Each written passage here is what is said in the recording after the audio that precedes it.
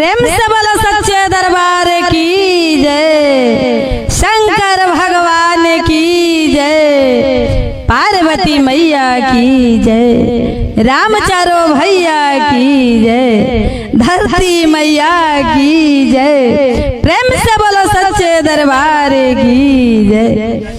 हर हर महादेव। चलिए गुरु बहिना देखी, बड़ा सुंदर हमें को कथा लेके आइल बने, बहुत सुंदर। हमरा ऐसा ना पूरा विश्वास बा कि हमार गुरु बहिना लोग जरूर सुनब जा। बड़ा दुख भरी कथा बा और हंसियो मजाक वाला कथा बा। ये गुरु बहिना एमे दुखो बा और सुखो बा, दोनों शामिल बा। बड़ा प्रेम से सुने के बा, बड़ा आनंद आई एकरा के सुन के। और हमरा डमरू भजन के और अनीता के सोहर के चैनल के लाइक सब्सक्राइब करे के बा और एह बेटी पर दया बरसावे के बा। तो चलिए गुरु बहिना, बड़ा सुंदर कथा बा, जरूर एक बार शुरू से और लास्ट ले सुनब जा। ए गुरु बहिना देखी, एगो गांव में एगो पंडित जी रहले, एगो पंडिताइन रहली। पंडित जी या पंडिताइन रहल लो। ए गुरु बहिना धन संपत्ति बड़ा रहे, लेकिन आदमी कहेला कि धन संपत्ति केतनो रहे लेकिन एगो बालक ना रही। ए गुरु बहिना तई जीवन कोनो काम के नहीं खे। धने रही के का करी कि जन ना रही। ए गुरु बहिना बेचारा पति पत्नी बड़ा खुशी खुशी अपन दिन बितावत रहल लो। कुछ समय बीतल, पंडित जी मन मरले रहलन। कहलन पंडिताइन से कि पंडिताइन हमनी के तो खुशू खुशू जीवन बीतता, भी नया बनी जा, लेकिन जब हमनी के बुढ़ापा दिन आई तो कैसे हमनी के जीवन कटी।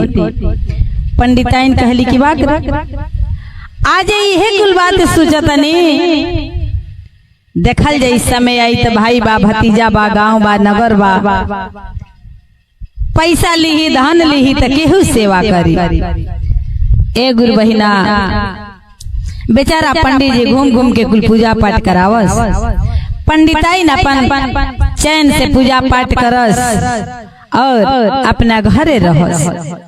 एक दिन के बात है गुरु बहिना की, जाके पंडिताइन और भोले बाबा के दरबार में कहा तारी कि हे भोला जी, रौरा देव के देव महादेव हैं।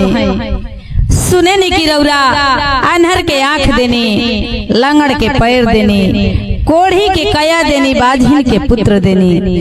तो आज हम एगो बाझिन आपके दरबार में आके एगो बालक के भीख मांगतनी, हमरो के दे देते। एक गुरु बहिना लेकिन भगवान भोलेनाथ के दरबार में कोनो चीज के समय होला और जाए के नहीं खे देर वाले लेकिन अंधेर नहीं खे। कुछ समय जब बीतल एक गुरु बहिना, पंडित जी यह दुनिया से चल गईले। आज जब पंडित जी यह दुनिया से चल गईले, पंडिताइन बेचारी रोआ तरी, अपन रोआ तरी, धोआ तरी, कह तरी कि अब हमार दुनिया में के बा। अब एगो पंडित जी रहला हनी हो गईले।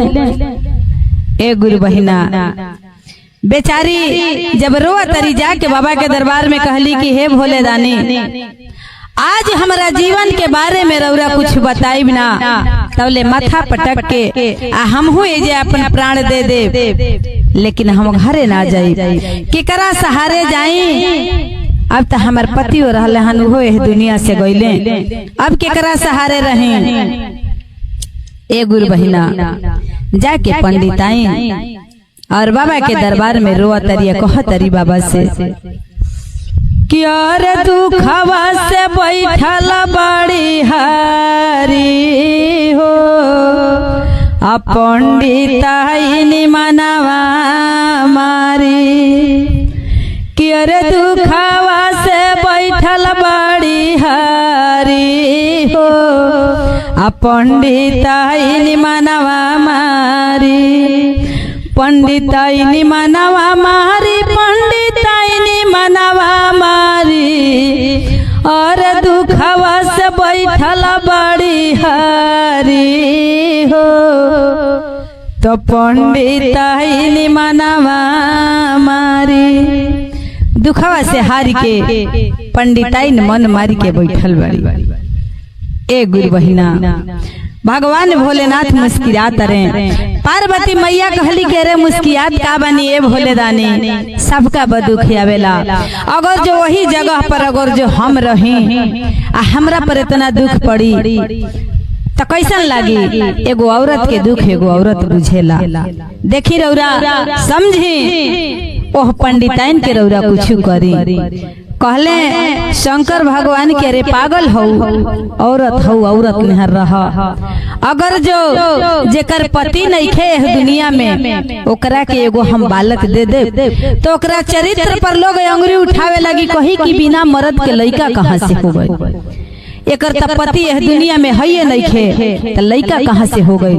तोहरा सोच में हमरा सोच में गौरा अंतर बा। तू औरत हो, औरत निहर रहा। कहली कि आखिर में तो पंडिताइन के जीवन कैसे कटी? दुनिया में केहू नहीं खे, कुछ तो उपाय करी।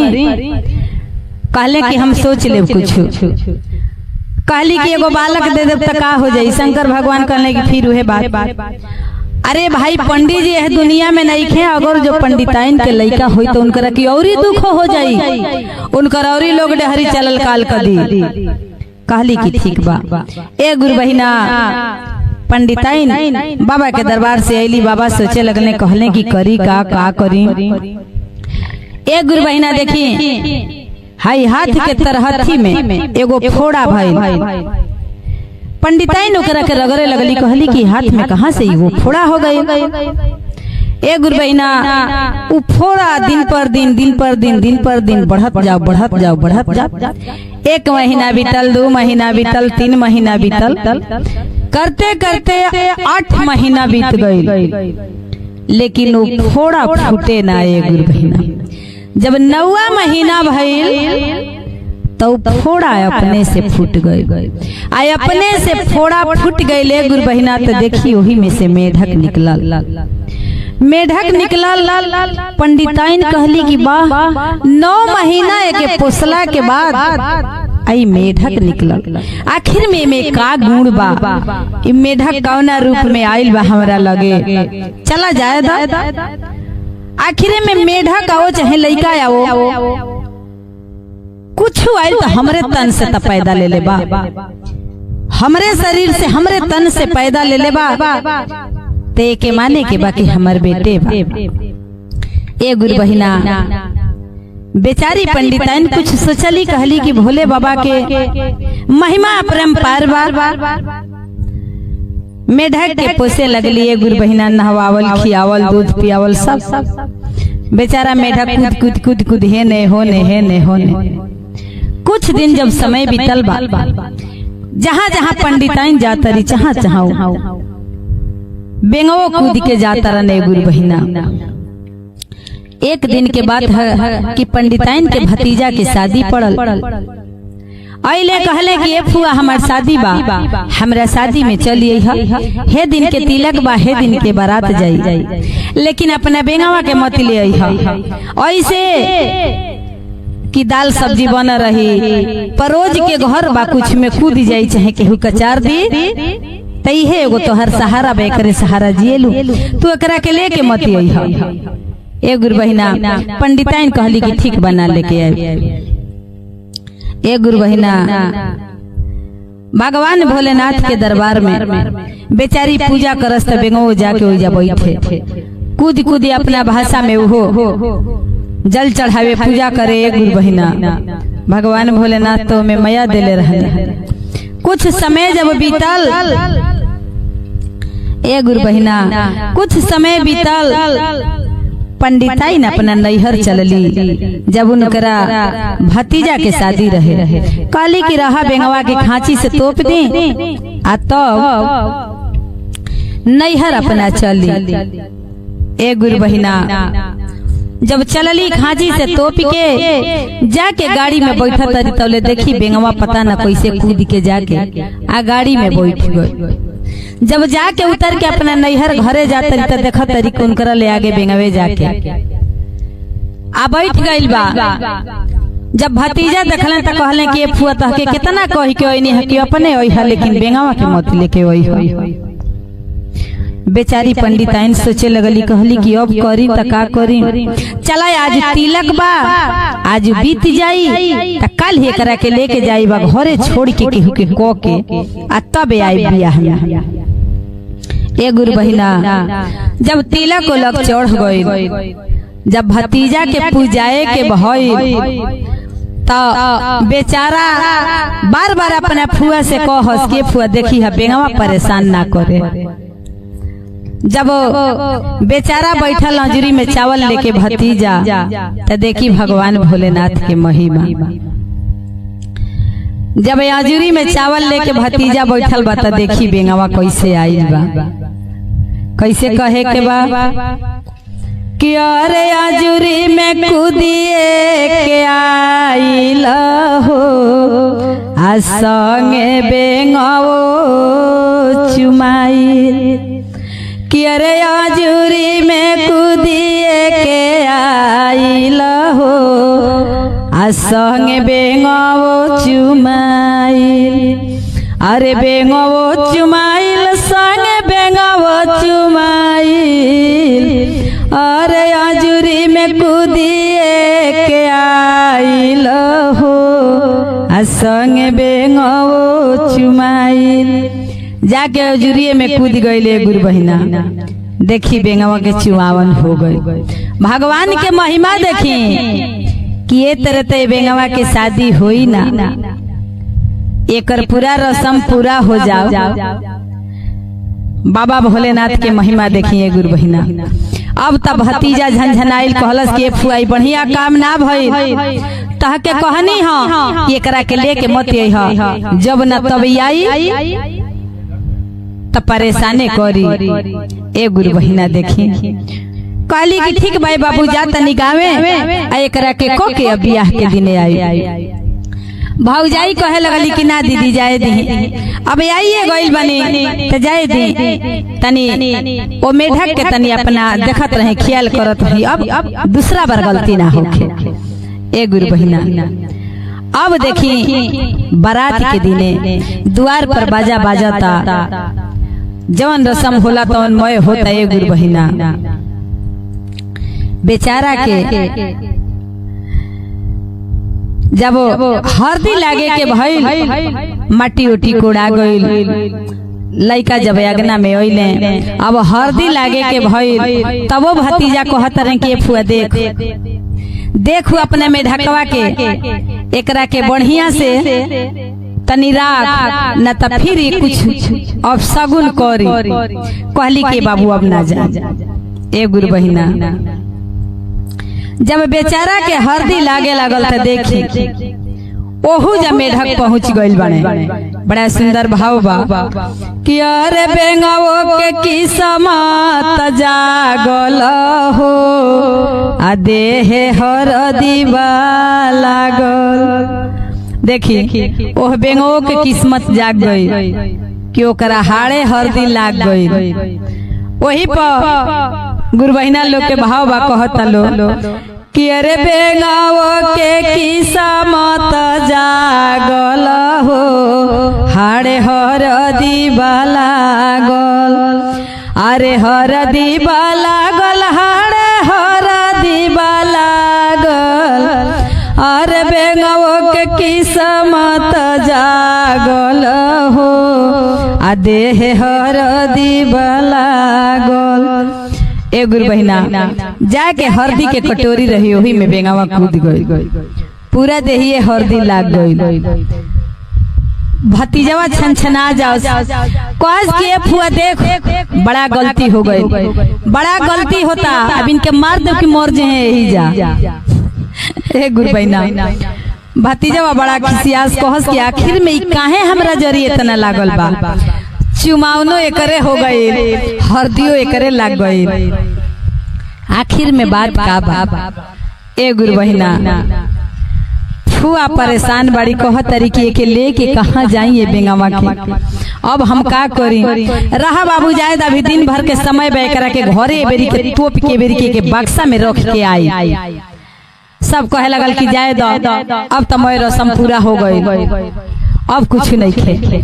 अब बारात जाई तो एकरा के ही जा तोपी दिया। ए गुरु बहिना बाजा बाजे लागल। जब बारात जाए लागल पंडिताइन का काम कैली कि खांची से तोप के ऊपर 10 गोले ईंटा धो देली। कहली कि यही में रह, बहुत वही बेरा से अत्याचार कर देले बड़ा। ए गुरु बहिना जब बाराती चल गई उता भगवान भोलेनाथ के महिमा रहे। सगरी ईंटा गिर गई, बेंग कूदत कूदत कूदत कूदत धीरे से जाके दुल्हा वाली गाड़ी में पीछे बेचारा केंगनी भीड़ लागल बा, वही में जाके पीछे सीट पर आ बैठ गए। केहू देखत नहीं खे। जब बारात गई दुआर पूजा हो गई, सब हो गई। गुरु बहिना गुरहथी हो गए। जब सब हो गए बियाह के बेरा जब भई तब देखिए गुरु बहिना जब दुल्हा बियाह करे चलल तो देखी बेंगो पीछे पीछे पीछे पीछे आंगन में चल गए। अब बेंगवा के खुद बुद्धि ले ले बाकी अब तो बियाह होता। चुमावन हमर होइए गइल बा, हल्दी लागिए गइल बा, एगो खाली बियाह बाकी बा। और गुरहथिया दुआर पूजा के देखेला जौन मेन जगह जौन रसम बा ओके पूरा करे के बा। भगवान की महिमा देखिए गुरु बहिना की बेंगवा के शादी तय तरह होई ना। एक गुरु बहिना जब सब हो गए, सब हमारा गुरु बहिना लोग सिंदूरदान के गीत गावे लागल। लो दुल्हा आ गइले आंगना में बियाह होके खातिर। कहे लागल लो औरत लोग के दुल्हा रे अब का देरी बा, जल्दी बियाह करे। लेकिन ओइ जाके औरत लोग का जानता लो भतीजा के तो बेचैनी ले ले रहे कि कहीं बेंगवा चल ना आवे, डरे लगे। तबले तो बेंगवा हाजिरे हो गए। तो देखी बड़ा सुंदर ओइजा भाव बा कि अरे बेंगवा के लिहला से खुद बुदी हो आगोइल से नूरे में कूदी। अरे सेंदूरे में कूदी देखो सेंदूरे में कूदी। अरे सेंदूरे में कूदी गोइल सेंदूरे में कूदी। अरे बेंगवा के लिहला से खुद बुदी हो आगोइल से नूरे में कूदी। ए गुरु बहिना बेंगवा के खुद बुद्धि धल जाके सिन्होरे में कूद गई। देखी जब सिन्होरा में कूद के आ जाके वो लड़की के मांगिए पर कूद गई। पूरा आगे सिंदूर बेंगे में डाल दिला से गुरु बहिना। भतीजा खिसिया के मंडप में से उठ गईले। मैं माला कपड़ा नोच नाच के बीगे लगले। कहले कि ले अब तू ही बियाह कर आ तू ही लेके जो। भइल हल्ला का भइल अब सगुन हो गए। तो कहे लगल लो सब दुल्हा बात मंडप में बतौले कि हमारे फूफा है दुनिया में नहीं खे मर गईले। हमारा फुआ के तरहथी से ही बेंग निकलल। 9 महीना पर हमारे फुआ शंकर भगवान के भक्त रहली। इस शंकर भगवान के दिहा लाइल बा, वही से इतना अत्याचार करता। जवन औरत रहली एक गुरु बहिना जवन दुल्हन रहली कहली कि ओ हमरा भोला जी के दिहली मेधा कैल बा तो हमहू तो भोले जी के भक्त हैं।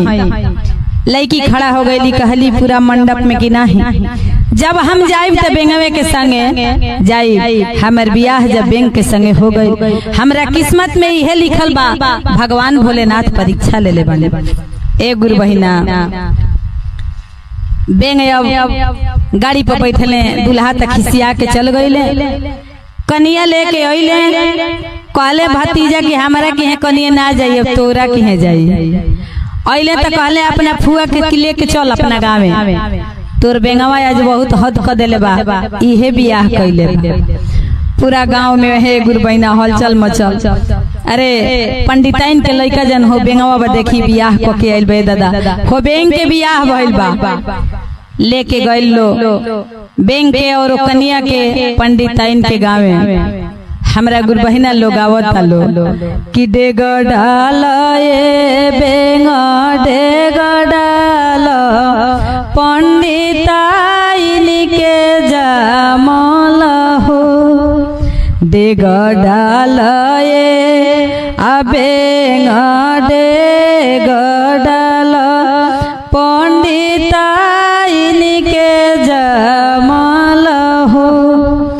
कहतलो कि डेग डाल तू पंडिताई ने केनु जामल हव ए गुरु बहिना डेग परल गुरु बहिना लोग के जानत है कैसे कुल हमरा गुरु बहिना लोग गावे लो कि अरे ने वो ने कूदत रहला दुल्हन लेके आइला समहर के डेगवा डाल अरे काहे चोन्हा कैला समहर के डेगवा डाल कहतलो कि एने कूदत रहला ताले पोखरा तक कनिया लेके आइल बड़ा आराम से डेग डाल ए गुरु बहिना सब रस्म हो गई। जब बेचारी अली घर में पंडिताइन सोचा तरी कि इतना सुंदर राजा के घर से लड़की आइल बा हमरा बैंक के लगे कैसे रही। ए गुरु बहिना भगवान भोलेनाथ की महिमा देखी। जब बेचारी गइल बे कनिया अपना घर में तो खूब सुंदर 18 साल के लड़का बन के और बैंक के छाल दरवाजे पर धके आ घर में गइल बने गुरु बहिना अपना औरत के संगे बोलल बतियावल बढ़िया से अपन जीवन बितावे लगले। गुरु बहिना एक दिन के बात कि पतो ही कहली अपना सास से कि अम्मा अपना बेटा की कबो देखले बनी। सास कहली कि ये बहू तू कैसे हमरा मेढक के संगे इतना खुश रहेलू। सारा सच्चाई पतो बतौली कहली कि माँ राउर मेढक ना हमें बहुत सुंदर आपके लड़का हमें कहली कि कैसे हो सकेला आते आज रौरा के हम दिखाई 9-10 बजे के बीच में रौरा दरवाजे पर खड़ा रहो रौरा के दिखाई। ए गुरु बहिना जब 10 बजल मेढा कैले अपन छाल उतार के दरवाजा पर धर देले। जब घर में घुसा तरे पंडिताइन छाल ले जाके जरा दिहली आगी में जरा के जब घर में जाके देखा तरी तो खूब सुंदर लड़का। सच्चाई पूछे लगली सब सच्चाई मेढक बतौलने कहले कि भगवान भोलेनाथ के दिहल हमें आइल बनी आ तोहरा इज्जत के पीछे भगवान भोलेनाथ हमरा के इजहार ना कइले प्रकट ना कइले कि तोहार बदनामी हुई। ऐसे भगवान भोलेनाथ हमरो के मनुष्य बना के देले बने एगो खाली ऊपर से छाल रहल कि दुनिया के देखे में ई बुझाओ कि हम मेढक बने लेकिन अपना नजर में भगवान के भक्त बने। ते गुरु बहिना आदमी कहेला कि ना जाने किस भेष में आकर नारायण मिल में जाएंगे।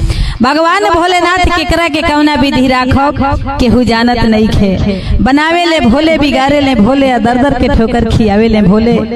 तो चलिए गुरु बहिना अगर जो हमार कथा अच्छा लागल होई खूब प्रेम से सुन के और हमारा डमरू भजन के और अनीता के सोहर के लाइक सब्सक्राइब करब जा। और भोले बाबा से यह कहे के बाकी हे भोले बाबा दुख में सुख में रौरा शामिल रहिला। जैसे वो पंडिताइन के जीवन दान दिहनी वहाँ के बेटा के प्रकट कैनी वहाँ के जीवन में खुशहाली लेनी वैसे ही जे भी हमार भजन भाव सुनत हुई सबका जीवन में खुशी देवे सही। ये गुरु बहिना भगवान भोलेनाथ से इसे कहे के बा कि सबका पर वैसे ही दया बरसाई सबका पर वैसे ही अपन कृपा बनवले रहो। एक बार प्रेम से बोलो सच्चे दरबार की जय शंकर भगवान